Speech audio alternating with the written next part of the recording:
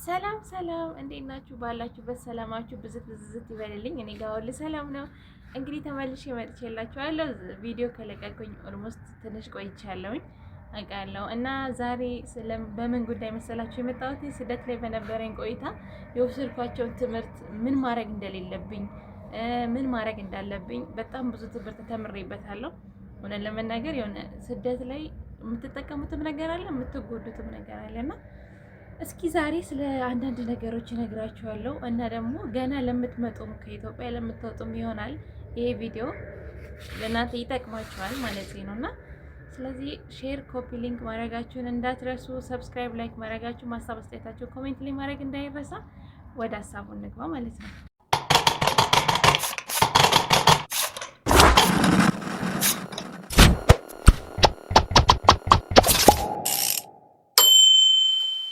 ሀሳቡ ምን መሰላችሁ?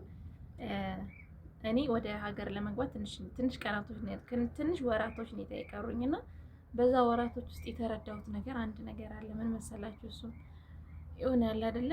እውነት ለመናገር ከሆነ በጣም ነው የሆነ በቃ አንደርስታንድ ለማድረግ ራሱ የከበደኝ ብዙ ነገሮች አሉና እነሱ ምን መሰላችሁ?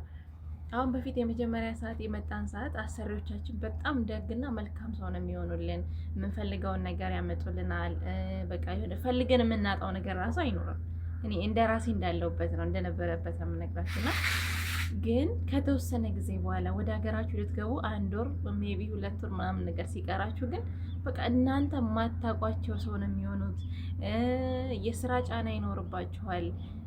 በቃ የእነሱ ጸባይ መቀየር ምናምን ነገር ይኖራል እና በዛን ሰዓት እኛ ደግሞ ምንድነው ግራ እንጋባለን። ያ ነገር ከምን አንጻር ይመስላችኋል የመጣው? ጥያቄ ይሆንባችኋል አይደል? እነሱ ሰዎቹ እንደዛ ሲሆኑ ግን ከምን መሰላችሁ ያ ነገር ሊፈጠር የሚችለው? አንደኛ ነገር እንግዲህ ስደት ላይ ስንኖር ያው ከነሱ አሰሪዎቻችን ከተመቹን በቃ አይደለ የሆነ የውስጣችን የመናገር ከነሱ ጋር የሆነ ከመስመር የዘለለ እንትን የምናደርገው ነገር አለ። ቅርርብ ከስራ የዘለለ አላደን እንደ ቤተሰቦቻችን አክሰፕት የምናደርጋቸው ነገሮች አሉ። ያ ነገር በሰዓቱ ምንም ላይሰማን ይችላል። ግን የሚጎዳን መች ነው?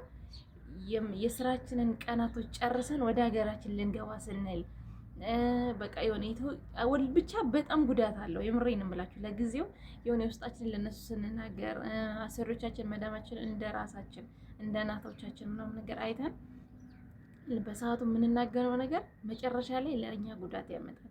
በቃ የንቀት ምልክት ያሳዩናል። በቃ አይደለ ሁሉን ነገር ገልጠን ስለምናሳያቸውና በቃ የሚሉት ነገር የሚጠይቁን ነገር ስለምንናገር ነው ያ ነገር የሚፈጠረው። እግዚአብሔርን የምሬን ነው የምላችሁ ከራሴ የወሰድኩት ነገር ስላለ ነው። እኔና አሁን ሰራተኛ አሰሪ ያለንን ቅርርብ በነግራችሁ በጣም ነው የምትገረሙት። እግዚአብሔርን ነው የምላችሁ እና የስራ ጫና እነሱ እናንተን አክሰፕት ማድረግ አይችልም። በሁሉም ነገር በራሳቸው መንገድ ነው መሄድ የሚፈልጉት። እኔ ሰው የሆነ አሰሪ ሽማግሌ ነው፣ አንደኛው ባሏ ሽማግሌ ነው። እሱን እንከባከብ ነበረ በፊት ማለት ነው። ማለት ኖርማሊ ዴይ ቱ ዴይ እንከባከባለሁ እንደ ኖርማል ታማሚ ማለት ነውና አሁን ላይ ምንድነው በቃ ሳይታመም ራሱ እንደታመመ ሰው ለምንድን ነው የማትንከባከቢው? ለምንድን ነው እንትን ማትይው? ምንድነው ከኔ ምክንያት መፈለግ ጀመረ። የገባችሁ?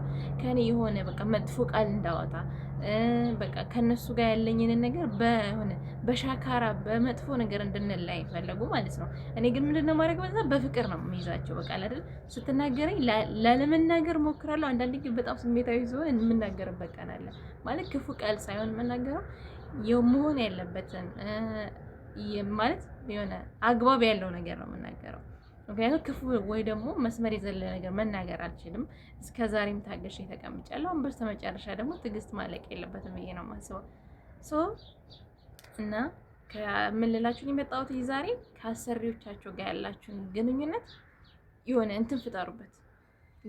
ጋብ ማድረግ አለባችሁ። እግዚአብሔርን እምላችሁ ምክንያቱም በጣም እኔ አሁን ላይ ስላስጨነቀኝ ነው። እኔ አሁን ራሱ ከቤት ስለወጡ ነው እንደዚህ በነፃነት በቪዲዮ እንትን እያልኩ ያለሁት እንጂ እግዚአብሔርን እምላችሁ በጣም ነው የሚከብደውና በቃ ስቀመጥ ያናድዳታል። ስሰራ ራሱ የምሰራ አይመስላትም ምናምን ነገር አይ ዶንት ኖ ወይ ለምን እንደዚህ መሆን እንዳስፈለጋት አላውቅም። ማለት ስራ ኖርማል በፊት ለምሰራ ነው የምሰራው ሁሉን ነገር የማደርገው እንደ በፊት ነው። ግን ምንድነው በቃ እኔ ተጎድቼ ከዚህ ሀገር ጉዳተኛ ወር ደግሞ የሆነ እንትኖኝ እንዴት ነው የምፈልገው መሰለኝ። አይደል ነው ምንም ልረዳ አልቻልኩኝም። ስለዚህ እናንተ ማድረግ ያለባችሁ ነገር ከአሰሪዎቻችሁ ጋር ያላችሁን ግንኙነት በመጠን አድርጉ። ትጎዳላችሁ መጨረሻ ላይ እኔ ያልተናገርኩት በጣም ብዙ ብዙ ብዙ ነገሮች አሉ። የምሬን ነው የምላችሁ። በቃ ይሄ ነው ብዬ መናገር የማልችላቸው ነገሮች አሉ እና በስራ ጫና ብትሉት ይሄ ነው የማይባል በቃ የወንድ ልጅ የሚሰራውን ስራ ብላ ነው የምንሰራበት ቀን አለ። ክርስቶስን ነው የምላችሁ እና ያላችሁን ግንኙነት ከአሰሪዎቻችሁ ጋር